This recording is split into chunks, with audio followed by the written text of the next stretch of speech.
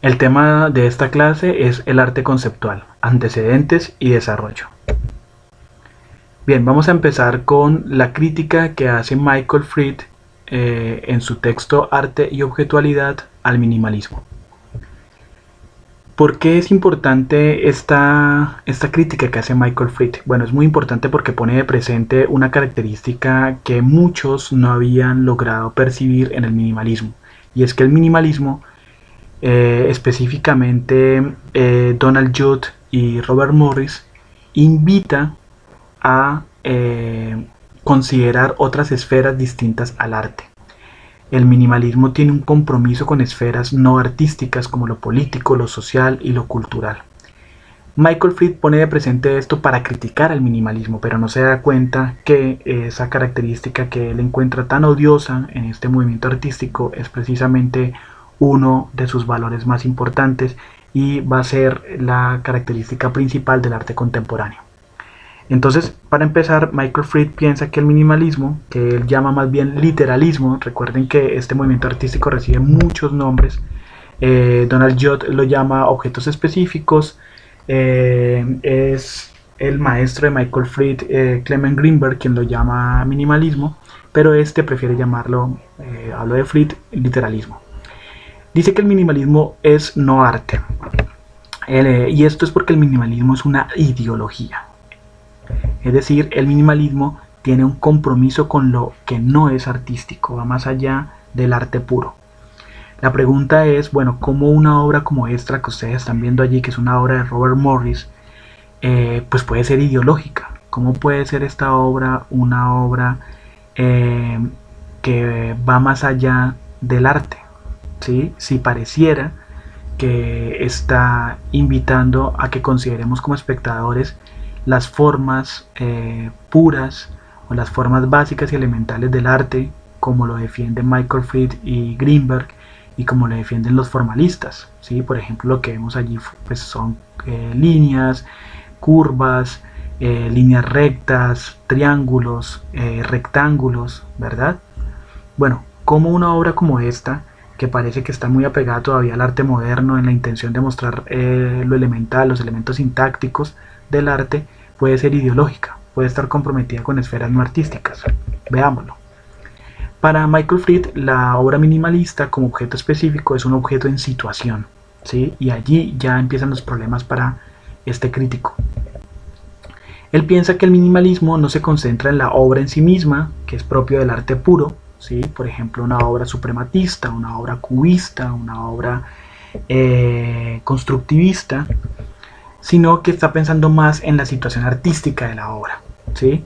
Es decir, los minimalistas no se detienen en las relaciones internas de la obra, por ejemplo, entre sus elementos sintácticos, la línea, el punto, el plano, la superficie, el color, la luz, sino en, la incidencia de la luz más bien, sino en la situación artística de la obra, es decir, en sus relaciones externas.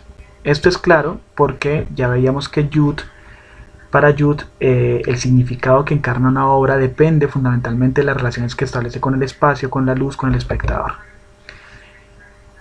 Para Michael Fried, el problema está precisamente en que estas obras tridimensionales u objetos específicos incluyen al espectador, le plantean otros modos de participación. ¿Sí? Por ejemplo, esta obra que acabamos de ver de Robert Morris es una obra de gran escala que hace que el espectador no solo esté ante ella para verla, para contemplarla y para gozar de sus formas puras, como veíamos allí, las líneas, las curvas, los rectángulos, los triángulos, sino para interactuar con ella como si se tratara incluso de un edificio.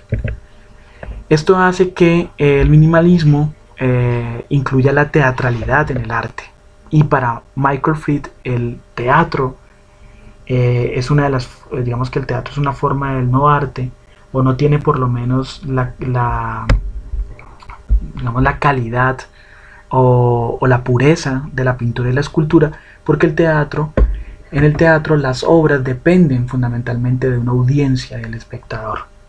Para Michael Fried lo que está haciendo el minimalismo es incluir al espectador y hacer de la pintura y la escultura o de los otros géneros artísticos mero teatro, es decir, obras que dependen del espectador. Esto hace que el arte en general se degenere cada vez que se aproxima al teatro, es decir, en la medida en que necesita de un espectador y de esa interacción con el espectador. ¿Listo? Pues bien, eso que criticaba Michael Fried en Arte y Objetualidad del minimalismo va a ser, curiosamente y paradójicamente, la característica principal del arte contemporáneo. El arte contemporáneo va a ser un arte cada vez más teatral. Si no pensemos en los medios artísticos que van a venir, el happening, pensemos en la instalación, pensemos en el arte público, en el land art, en el body art, ¿sí? Todos ellos son medios artísticos, en el performance, claro está, todos ellos son medios artísticos que involucran al espectador y son cada vez más próximos al teatro. Bien, vamos a las influencias filosóficas del arte contemporáneo. Digamos que ahí en esa crítica que hace Michael Fried encontramos algunas características que van a ser determinantes en el arte contemporáneo y que son precisamente la herencia que el minimalismo le deja al arte contemporáneo. Bien, la corriente filosófica más importante del siglo XX quizás es el estructuralismo. Y la que más va a influenciar el arte contemporáneo no es precisamente el estructuralismo, sino el postestructuralismo. Es decir, una corriente filosófica que nace de la crítica al estructuralismo. Los principales, pero bueno, entendamos primero el estructuralismo para poder comprender el postestructuralismo y poder comprender así la crítica, la influencia que tiene esta corriente filosófica, el postestructuralismo, en el arte contemporáneo. Los principales exponentes son Ferdinand de Saussure, Claude Lévi-Strauss y Jacques Lacan. El primero, Saussure, en la lingüística; el segundo, Lévi-Strauss, en la antropología; y el tercero, el señor Lacan, en el psicoanálisis. ¿Cuál es la tesis central del estructuralismo? Bueno, el estructuralismo plantea que cada sistema es autónomo, que tiene reglas y operaciones que comienzan y terminan dentro de los límites de ese mismo sistema, y que para comprender ese sistema, si es que es el objeto de estudio, pues habría que comprender esas reglas y esas operaciones. Saussure entiende así el lenguaje, Lévi-Strauss entiende así la cultura, o los grupos étnicos, o el mito, por ejemplo, como producto cultural o como expresión cultural, y Lacan el inconsciente. Para estos tres pensadores, estos tres ámbitos, el lenguaje, la cultura, el inconsciente, son sistemas autónomos, cerrados, que tienen sus propias reglas y sus propias operaciones, ¿sí? El postestructuralismo es precisamente una crítica al estructuralismo. Sus principales exponentes son Benveniste, Émile Benveniste, Jacques Derrida y Michel Foucault. ¿Cuál es la tesis central del postestructuralismo? Pues bueno, la negación de la tesis estructuralista. El lenguaje no es un sistema cerrado y autónomo, un simple instrumento de transmisión de mensajes y comunicación. La dimensión performativa del lenguaje evidencia que el hablante es obligado a responder y a aceptar o rechazar el marco institucional del intercambio lingüístico. ¿Por qué se centra en el lenguaje? Bueno, porque el estructuralismo nace precisamente planteando que es el lenguaje un sistema cerrado de reglas y operaciones, y los desarrollos del estructuralismo en la antropología por parte de Lévi-Strauss y en el psicoanálisis por parte de Lacan remiten también al lenguaje. Lo que estos pensadores hacen es entender la cultura como estructurada como un lenguaje, y entender el inconsciente estructurado como un lenguaje.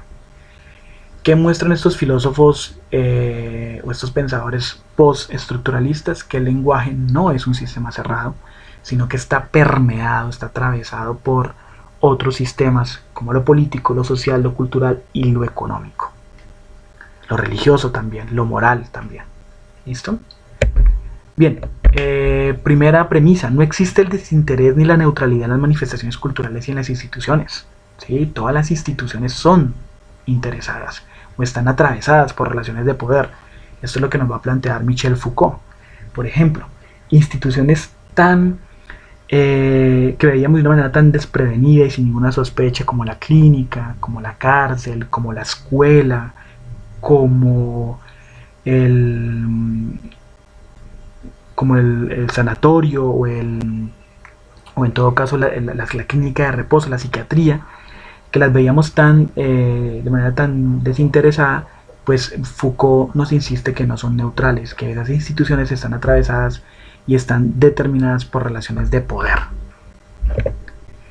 El marco discursivo no es neutral, está cargado desde dentro por relaciones de poder y por el ejercicio de la fuerza. Esto se puede ver claramente y ocurre, por ejemplo, ahora con toda la discusión que hay sobre el lenguaje incluyente o inclusivo, y hay una gran discusión acerca de la neutralidad o no neutralidad del español, por ejemplo, que parece ser un idioma como muchos otros, que está determinado por una visión patriarcal de la vida humana, en el que el varón pues tiene la primacía, y la mujer pues incluso en el mismo uso del léxico gramatical y sintáctico se ve siempre en una posición desfavorable y más vulnerable.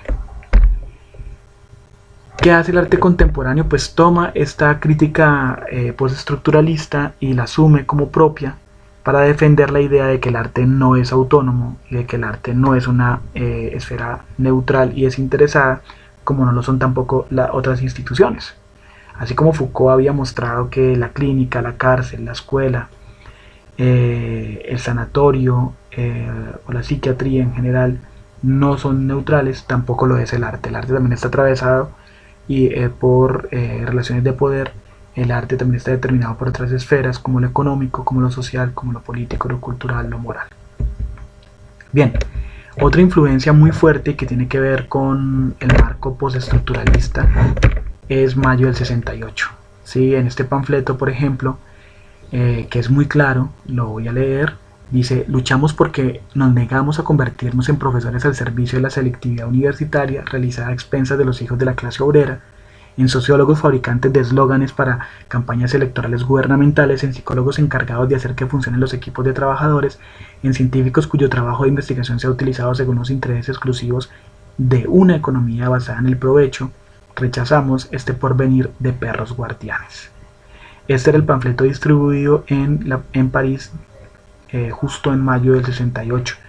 Y aquí, pues bueno, eso es un claro ejemplo de lo que hablábamos del postestructuralismo. Los estudiantes, el movimiento estudiantil en esta época está fuertemente influenciado por el postestructuralismo, y aquí está mostrando claramente cómo profesiones que se creían que no eran para nada interesadas o que estuvieran determinadas por relaciones de poder, como pues la profesión de profesor, de sociólogo, por ejemplo, de psicólogos, científicos. La ciencia es una institución también atravesada por relaciones de poder. Muestran que precisamente no son neutrales, que todas estas profesiones, todas estas ocupaciones y las instituciones precisamente en las que se dan, pues tienen intereses políticos, económicos de fondo. Una determinación muy clara fue atacar el lenguaje, y lo que hizo el movimiento estudiantil en mayo del 68 fue, por ejemplo, empezar una pequeña, digamos, destrucción crítica, socavando las relaciones entre profesor y estudiante, y tomaron la determinación de dejar de llamar a los profesores señor profesor para llamarlos de manera informal con el pronombre personal tú, o con el nombre de pila, ¿sí? Y esto lo hacían para evidenciar precisamente que en la relación profesor y estudiante pues había toda una cantidad de relaciones de poder que no se advertían. El profesor precisamente como la autoridad, en una relación vertical en relación con el alumno, en fin. El arte contemporáneo bebe del postestructuralismo, y una de las primeras obras fundamentales pues empiezan a mostrar cómo el arte no es una esfera autónoma, sino una esfera atravesada pues por todas estas otras esferas de lo humano.